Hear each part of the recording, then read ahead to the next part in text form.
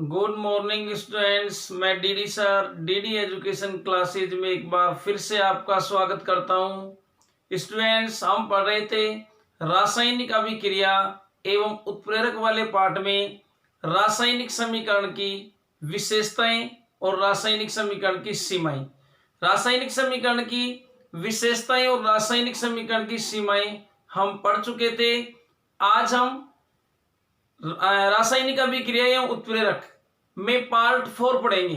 रासायनिक अभिक्रिया एवं उत्प्रेरक में पार्ट 4 पढ़ेंगे और पार्ट 4 के अंतर्गत हम रासायनिक अभिक्रिया उत्प्रेरक वाले पार्ट में रासायनिक अभिक्रिया पढ़ेंगे। क्या पढ़ेंगे स्टूडेंट्स? रासायनिक अभिक्रिया। रासायनिक अभिक्रिया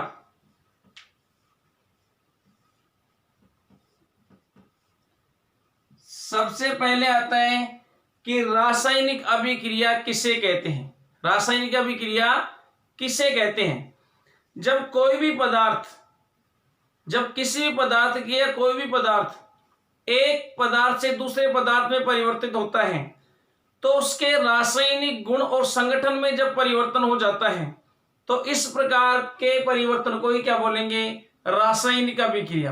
दोबारा से रिपीट करता हूं, किसी पदार्थ के रासायनिक परिवर्तन होने का मतलब है कि उसके रासायनिक गुणों और रासायनिक संगठन में परिवर्तन हो जाता है तो रासायनिक अभिक्रिया के नाम से जाना जाता है। यानी कि रासायनिक परिवर्तन का होना ही रासायनिक अभिक्रिया के नाम से जाना जाता है। हम लिख सकते हैं किसी पदार्थ में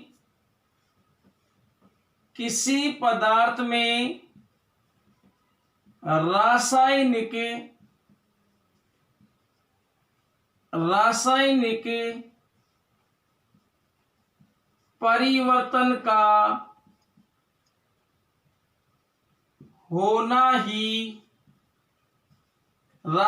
परिवर्तन का होना ही रासायनिक अभिक्रिया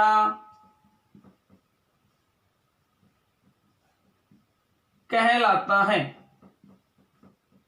रासायनिक परिवर्तन का होना ही रासायनिक अभिक्रिया कहलाता है।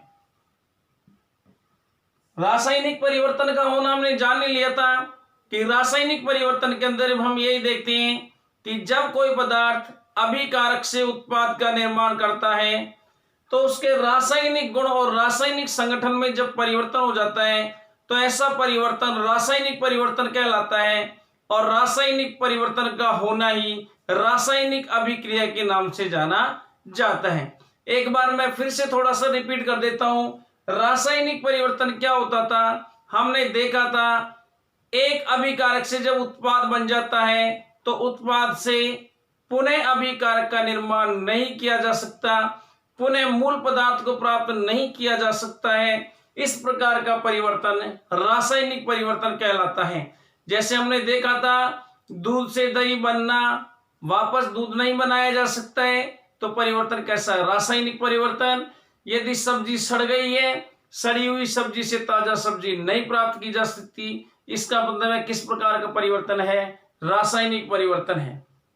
और किसी पदार्थ में रासायनिक परिवर्तन का होना ही क्या कहलाता है? रासायनिक अभिक्रिया के नाम से जाना जाता है। यह हमारी बुक की डेफिनेशन। किसी पदार्थ में रासायनिक परिवर्तन का होना ही रासायनिक अभिक्रिया के नाम से जाना जाता है। ठीक है, इसके बाद देखते हैं हम रासायनिक अभिक्रिया के दौरान होता क्या है।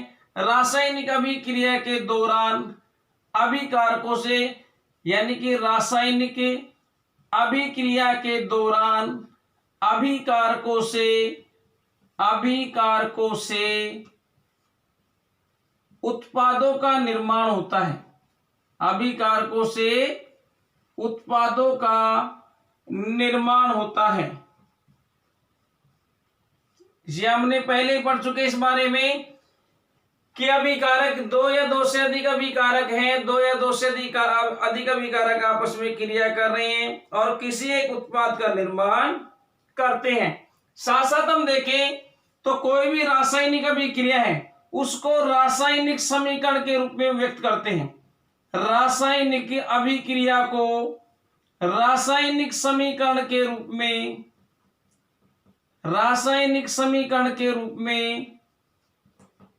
व्यक्त किया जाता है।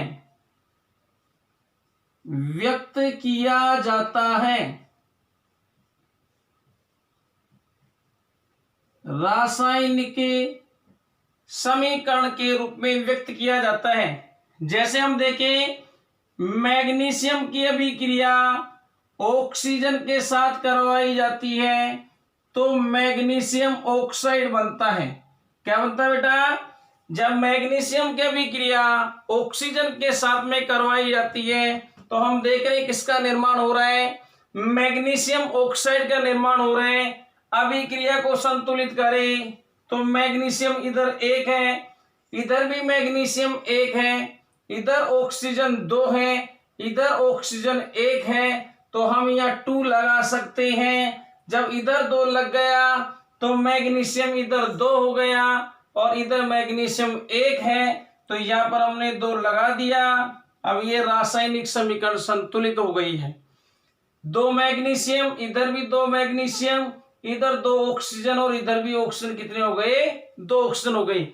तो रासायनिक अभिक्रिया में हम पढ़ रहे हैं कि रासायनिक अभिक्रिया को रासायनिक समीकरण के रूप में व्यक्त किया जाता है। इसके बाद में पढ़ेंगे हम विभिन्न प्रकार की रासायनिक अभिक्रियाओं के बारे में। विभिन्न प्रकार की रासायनिक अभिक्रियाओं के बारे में पढ़ेंगे और विभिन्न प्रकार की रासायनिक अभिक्रिया किस आधार पर होती है, यानी कि रासायनिक अभिक्रियाओं को विभिन्न भागों में विभिन्न प्रकारों में किस आधार पर विभक्त किया गया है। तो इसके अनेक आधार हैं।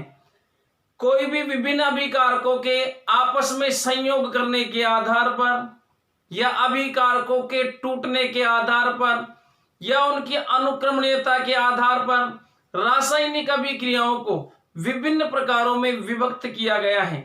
प्रतिस्थापन के आधार पर, यानी कि अभिकारकों के संयोग के आधार पर, अभिकारकों के टूटने के आधार पर, अभिकारकों के प्रतिस्थापित होने के आधार पर, साथ साथ अनुक्रमणीयता के आधार पर रासायनिक अभिक्रियाओं को विभिन्न प्रकारों में अभिव्यक्त किया गया है, विभिन्न प्रकारों में बांटा गया है। सबसे पहले हम प्रकार की बात करते हैं संयुग्मन रासायनिक अभिक्रिया। हाँ तो बेटा सबसे पहले आता है संयुग्मन रासायनिक अभिक्रिया। संयुग्मन अभिक्रिया, संयुग्मन अभिक्रिया, इसे योगात्मक अभिक्रिया भी बोलते हैं। योगात्मक अभिक्रिया, योगात्मक अभिक्रिया, संयुग्मन अभिक्रिया या संयोजन अभिक्रिया या योगात्मक अभिक्रिया, ये इसको बोलते हैं एडिशन रिएक्शन।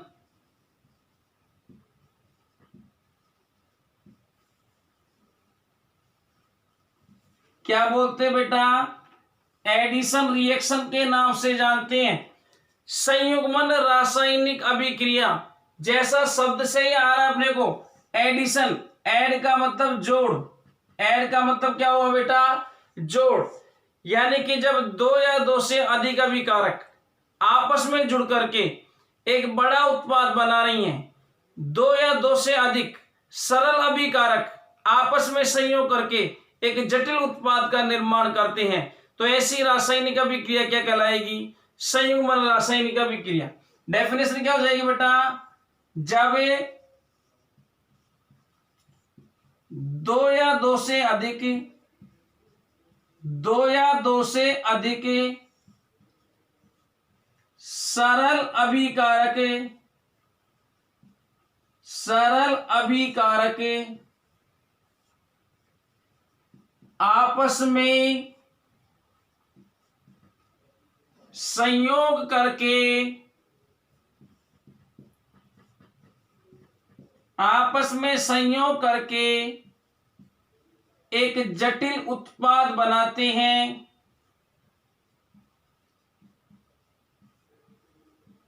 एक जटिल उत्पाद बनाते हैं, तो ऐसी रासायनिक अभिक्रिया क्या कहलाएगी बेटा?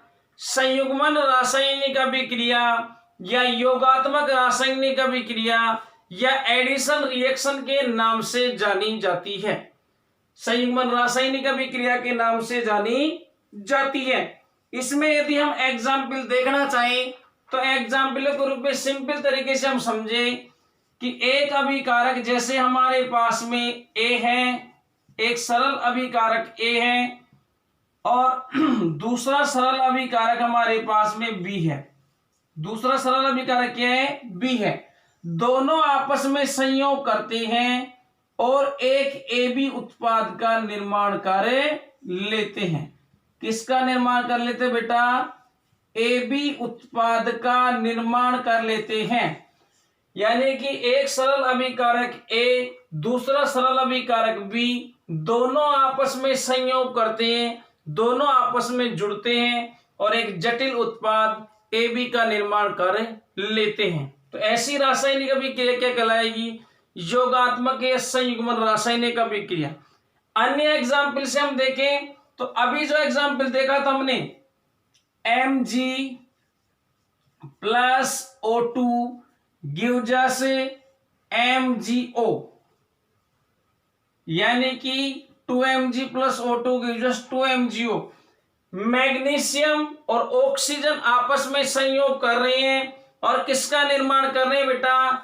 मैग्नीशियम ऑक्साइड का निर्माण कर रहे हैं। ठीक है, इसमें देखें हम कि मैग्नीशियम ऑक्सीजन के साथ संयोग करके, यानी कि मैग्नीशियम को जब ऑक्सीजन की उपस्थिति में जलाते हैं तो एक श्वेत चूर्ण प्राप्त होता है। क्या प्राप्त होता है? एक श्वेत चूर्ण प्राप्त होता है। एक सिंपल सा प्रश्न आता है एग्जाम में कि मैग्नीशियम को जब ऑक्सीजन की उपस्थिति में जला रहे हैं, मैग्नीशियम का ऑक्सीजन की उपस्थिति में दहन कर रहे हैं, तो ऐसी स्थिति में श्वेत चूर्ण प्राप्त होता है। क्यों? सफेद रंग का चूर्ण क्यों प्राप्त होता है?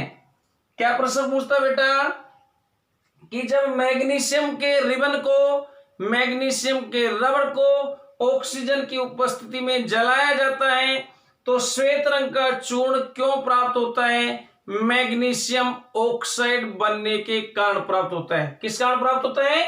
क्या बन रहा है? Magnesium oxide. क्या बन रहा है? Magnesium oxide. और ये मैग्नीशियम ऑक्साइड के रूप में ही श्वेत रंग का चूर्ण प्राप्त होता है। कुछ अन्य एग्जाम्पल्स के देखते हैं हम। अन्य उदाहरण देखें संयुग्मन अभिक्रिया के, और उदाहरण हम देखें तो और उदाहरणों में हम देखेंगे कि एक उदाहरण हमारे पास में C+O2 हमने पढ़ा था। C+O2 गिव्स अस क्या बन रहा है बेटा? CO2। क्या बन रहे हैं? CO2। देखिए सॉलिड अवस्था में, ये गैसीय अवस्था में, और CO2 क्या बना बेटा? गैस बना। तो इसमें कार्बन ऑक्सीजन के साथ अभिक्रिया करके कार्बन डाइऑक्साइड बना रहा है। ये दोनों सरल अभिकारक हैं और एक कार्बन डाइऑक्साइड के रूप में जटिल उत्पाद का निर्माण हो रहा है। तो बेटा कैसी रिएक्शन है? संयुग्मन अभिक्रिया है। हमने देखा था, एक एग्जाम्पल और देखा था कि जब एथेन की अभिक्रिया, जब एथीन की अभिक्रिया CH2 double bond CH2 plus H2 अभिक्रिया करवाते हैं तो हमको क्या प्राप्त होता है? क्या प्राप्त होगा बेटा? एथेन प्राप्त होगा। क्या प्राप्त होगा? एथेन प्राप्त होगा। जब एथेन की अभिक्रिया हाइड्रोजन के साथ में करवाते हैं तो इससे क्या प्राप्त होता है बेटा? ये तो है एथीन। क्या है बेटा? एथीन। ये हाइड्रोजन और क्या बन रहा है? एथेन बन रहा है। हमको पता है ये 473 केल्विन ताप पर होती है और 100 ATM दाब पर होती है, 100 एटमॉस्फेयर दाब पर होती है बेटा। और इसमें उत्प्रेरक कौन सा काम आता है? निकल उत्प्रेरक काम आता है। एथीन के साथ में हाइड्रोजन जुड़ रहा है और एथेन का निर्माण कर रहा है, इसलिए यह अभिक्रिया भी कैसी होगी? संयुग्मन अभिक्रिया होगी, क्योंकि इसमें दो अभिकारक आपस में जुड़ करके एक उत्पाद का निर्माण कर रही हैं, एक जटिल उत्पाद का निर्माण कर रही हैं। तो बेटा यह अभिक्रिया भी क्या होगी? यह अभिक्रिया भी संयुग्मन अभिक्रिया होगी। देखो इसमें एक बात और ध्यान रखने वाली है, मैंने पहले में बताया था आपको, एक अभिक्रिया संयुग्मन अभिक्रिया है। ये तो इस आधार पर है क्योंकि इसमें दो सरल अभिकारक आपस में जुड़ करके एक जटिल उत्पाद का निर्माण कर रहे हैं। क्या यह अभिक्रिया कोई अन्य नाम से भी जानी जा सकती है? हाँ, एक अभिक्रिया अलग अलग नामों से भी जानी जा सकती है। कैसे जानी जाएगी? इसको हाइड्रोजनीकरण भी कह सकते हैं। क्या कह सकते हैं बेटा? हाइड्रोजनीकरण। हाइड्रोजनीकरण हमसे एग्जाम में पूछ सकता है वो कि एथीन के हाइड्रोजनीकरण की रासायनिक समीकरण दीजिए। एथीन के हाइड्रोजनीकरण की रासायनिक समीकरण दीजिए। एथीन के हाइड्रोजनीकरण का मतलब क्या हुआ बेटा? हाइड्रोजनीकरण का मतलब है कि किसी अभिकारक के साथ में हाइड्रोजन का जुड़ना, तो क्या कहलाएगा? हाइड्रोजनीकरण। या एथीन के हाइड्रोजनीकरण की बात कर रहे हैं, इसका मतलब एथीन के साथ में हाइड्रोजन जुड़ रहे हैं। एथीन के साथ में एक हाइड्रोजन इसमें जुड़ रहा है इस कार्बन के साथ में, और एक हाइड्रोजन इस कार्बन के साथ में जुड़ रहा है। दो हाइड्रोजन दो अलग अलग कार्बनों के साथ में जुड़ रहे हैं, एक बंध यहां से टूट रहे हैं, क्या बन रहे हैं? CH3 सिंगल बंध CH3। इसलिए इसको एथीन के हाइड्रोजनीकरण के नाम से भी जानते हैं। और एक मोस्ट इंपोर्टेंट रिएक्शन, इस रिएक्शन को एक और भी इंपोर्टेंट नाम दिया जाता है, वो दिया जाता है बेटा संकलन अभिक्रिया। क्या दिया जाता है? संकलन अभिक्रिया। क्या नाम दिया बेटा? संकलन अभिक्रिया। मोस्ट इंपोर्टेंट, संकलन अभिक्रिया के नाम से भी जाना जाता है। और बोर्ड के एग्जाम में पूछा जा चुका है कि संकलन अभिक्रिया की रासायनिक समीकरण लिखिए। संकलन अभिक्रिया की रासायनिक समीकरण लिखिए। तो बेटा संकलन अभिक्रिया की रासायनिक समीकरण भी क्या होगी? CH2 डबल बंध CH2 प्लस इसके साथ में क्या जोड़ दिया हमने? H2 gives us CH3 single बंध CH3। एथेन का निर्माण होता है, 473 केल्विन ताप है और 100 ATM दाब है। और इस अभिक्रिया को संपन्न करने के लिए निकिल उत्प्रेरक का उपयोग किया जाता है। तो बेटा ये बहुत सारे जो एग्जाम्पल पढ़े हमने, ये किसके एग्जाम्पल पढ़ रहे हैं? संयुग्मन अभिक्रिया के एग्जाम्पल हमने पढ़े हैं। इसके बाद में नेक्स्ट अभिक्रिया की बात करते हैं हम, और नेक्स्ट अभिक्रिया हमारे पास में नंबर 2 विस्थापन अभिक्रिया। दूसरी अभिक्रिया पढ़ते हैं बेटा हम, नंबर 2 विस्थापन अभिक्रिया। नंबर 2 क्या पढ़ते हैं? विस्थापन अभिक्रिया। विस्थापन अभिक्रिया या प्रतिस्थापन अभिक्रिया के नाम से इस अभिक्रिया को जानते हैं। ये इसको हम बोलते हैं रिप्लेसमेंट रिएक्शन के नाम से जानते हैं। रिप्लेसमेंट रिएक्शन के नाम से जानते हैं। जैसा नाम आ रहा है बेटा विस्थापन, क्या नाम आ रहा है? विस्थापन। ये रिप्लेसमेंट बोलते हैं। रिप्लेसमेंट का मतलब रिप्लेस करना। और अब यहाँ रिप्लेस किसको किया जाता है? विस्थापित किसको किया जाता है? तो किसी एक अभिकारक में उपस्थित है परमाणु या परमाणु के समूह को किसी एक अभिकारक में उपस्थित किसी एक अभिकारक में उपस्थित परमाणु या परमाणुओं के समूह द्वारा दूसरे अभिकारक के परमाणु या परमाणुओं के समूह को विस्थापित करना क्या कहलाएगा बेटा? विस्थापन अभिक्रिया के नाम से जाना जाता है। जब किसी रासायनिक अभिक्रिया में किसी एक अभिकारक में उपस्थित परमाणु या परमाणु के समूह द्वारा दूसरे अभिकारक के परमाणु या परमाणुओं के समूह को प्रतिस्थापित कर दिया जाता है या विस्थापित कर दिया जाता है, तो ऐसी अभिक्रिया विस्थापन अभिक्रिया के नाम से जानी जाती है। जैसे एक सिंपल एग्जाम्पल के रूप में हम इसको देखें तो सिंपल एग्जाम्पल के रूप में हम देख सकते हैं कि मान लीजिए ये ए भी एक अभिकारक है, हमारे पास में क्या एक अभिकारक है, ये ए बी है। ए बी कोई अभिकारक है, उसकी अभिक्रिया हमने सी अभिकारक से करवा रहे हैं। ए बी किससे करवा रहे हैं? सी से। तो इससे क्या बन रहा है? जैसे ये बन गया हमारे पास में ए और इसके साथ में जुड़ गया सी, यानी कि ये बी को विस्थापित कर दिया। यहां से किसको विस्थापित कर दिया? ये कर दिया बेटा, बी को विस्थापित कर दिया, ये ए सी बन गया। क्या बन गया? ए सी। एक अभिकारक हमारे पास में ए बी है, दूसरा अभिकारक हमारे पास में सी है।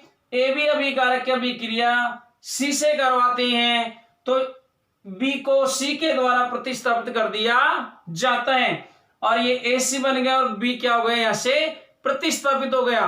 तो यह अभिक्रिया क्या कराएगी बेटा?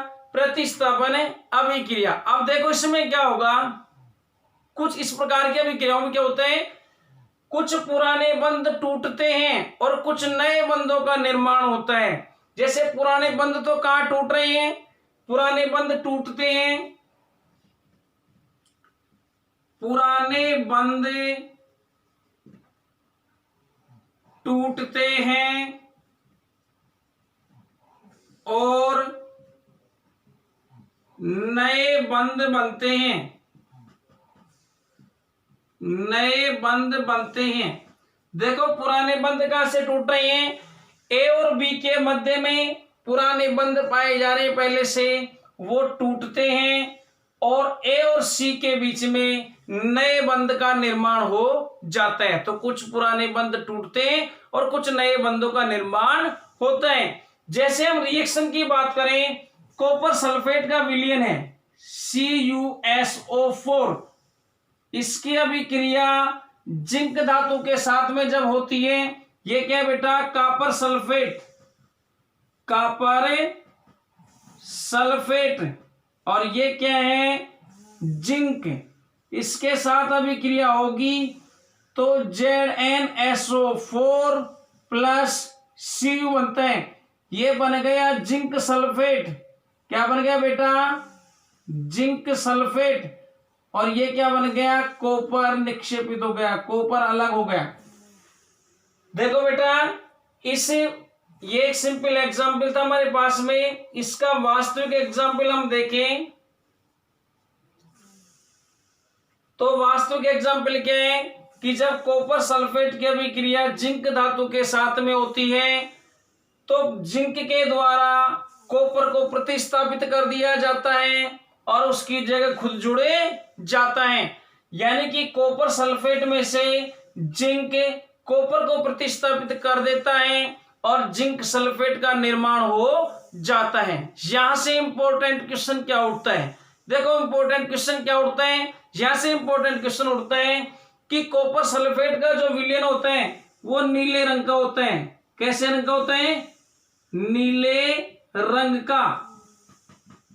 कॉपर सल्फेट का विलयन कैसा होता है? नीले रंग का। और क्वेश्चन बहुत सिंपल तरीके से पूछा जाता है, कॉपर सल्फेट के नीले रंग के विलयन में जब जिंक धातु के टुकड़े डाले जाते हैं तो कुछ समय पश्चात हम देखते हैं कॉपर सल्फेट का नीला रंग विलुप्त हो जाता है। क्यों? देखो बेटा, इसमें क्या हो रहा है, किस कारण विलुप्त हो रहे हैं कि जब कॉपर सल्फेट के नीले रंग के विलयन में जिंक धातु के टुकड़े डाले जाते हैं तो जिंक के द्वारा कॉपर सल्फेट में से कॉपर को प्रतिस्थापित कर दिया जाता है, कॉपर को निक्षेपित कर दिया जाता है और जिंक सल्फेट का निर्माण हो जाता है। इसीलिए कॉपर सल्फेट का नीला रंग विलुप्त हो जाता है, क्योंकि प्रतिस्थापन के बाद में कॉपर सल्फेट नहीं रहता है, कॉपर की जगह जिंक आ जाता है, वो जिंक सल्फेट बन जाता है और कॉपर निक्षेपित हो जाता है। तो हमने देखा इस रासायनिक अभिक्रिया में कि एक परमाणु या परमाणु के समूह के द्वारा, इसमें कॉपर परमाणु था और कॉपर परमाणु को जिंक परमाणु के द्वारा उसके स्थान से रिप्लेस कर दिया जाता है, जिंक सल्फेट बन जाता है और रिप्लेस करने के कारण ही, विस्थापित करने के कारण ही इस रासायनिक अभिक्रिया को विस्थापन अभिक्रिया के नाम से जानते हैं, रिप्लेसमेंट रिएक्शन के नाम से जानते हैं। आज हमने दो अभिक्रियाओं के बारे में चर्चा की।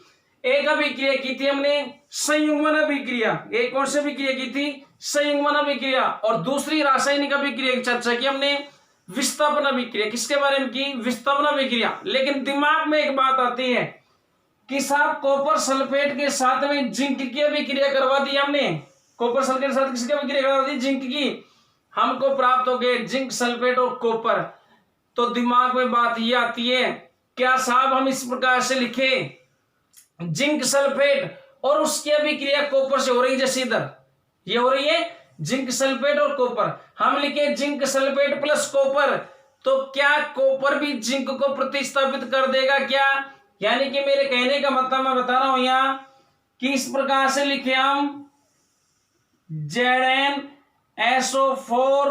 प्लस Cu, तो क्या CuSO4 बन जाएगा क्या? प्लस कॉपर बन जाए, प्लस जिंक बन जाएगा क्या? नहीं बनेगा, ये नहीं बनेगा। क्यों नहीं बनेगा? देखो बेटा, इसमें समझने वाली बात क्या है, इसमें समझने वाली बात ये, मैं मिटा देता हूं इसको बीच में से एक बार।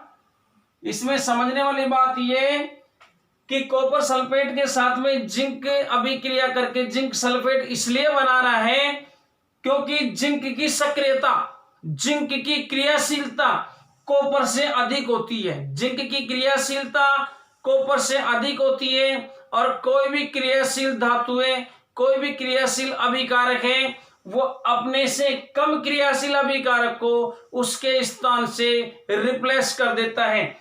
जिंक अधिक क्रियाशील है, अधिक सक्रिय, इसलिए कॉपर को उसके स्थान से रिप्लेस कर देता है और इसीलिए जिंक सल्फेट बने जाता है। हम बात करें कि साहब जिंक सल्फेट की अभिक्रिया कॉपर से करवाएं तो क्या कॉपर सल्फेट बन जाएगा क्या? नहीं बनेगा। क्यों नहीं बनेगा? क्योंकि जब जिंक सल्फेट की कॉपर से अभिक्रिया करवा दें हम, यानी कि ऐसी रिएक्शन हो तो क्या ये बन सकते हैं क्या? नहीं बन सकते, क्योंकि जिंक सल्फेट जब कॉपर के साथ में अभिक्रिया करेगा तो कॉपर कम सक्रिय है, इसलिए जिंक को वो Zn को सल्फेट के साथ से रिप्लेस नहीं कर सकता है। तो दूसरी तरफ इस रिएक्शन की बात करें तो दूसरी दिशा में नहीं होगी, जिंक सल्फेट में से जिंक को कॉपर प्रतिस्थापित नहीं कर सकता, इसलिए वो प्रतिस्थापन नहीं हो सकता है। यही प्रतिस्थापन अभिक्रिया हो सकती है, इसका उल्टा नहीं हो सकता है। तो मैं समझता हूं आज हमने दो रासायनिक अभिक्रिया पढ़ी, योगात्मक अभिक्रिया और विस्थापन अभिक्रिया, दोनों रिएक्शन आपको समझ में आई होंगी। नेक्स्ट क्लास में पढ़ेंगे हम नेक्स्ट टॉपिक।